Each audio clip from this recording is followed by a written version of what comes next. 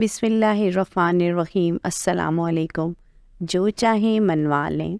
کسی کام میں شدید رکاوٹ ہو، کسی آفیسر سے جائز بات منوانی ہو، کوئی گمشدہ فرد یا چیز واپس لانی ہو، شریر جگہ، انسان، جانور یا جنات کے شر سے بچنا ہو، دشمن کی آنکھوں سے اوجھل ہونا ہو، حفاظت اور حصار کے لیے لاجواب آیت ہے۔ بے شمار کی آزمودہ آپ بھی آزمائیں۔ اول و آخر 3 مرتبہ درود شریف کے ساتھ مسلسل اس آیت کا کچھ دیر ورد کریں، اسی طرح عمل کو دہراتے رہیں۔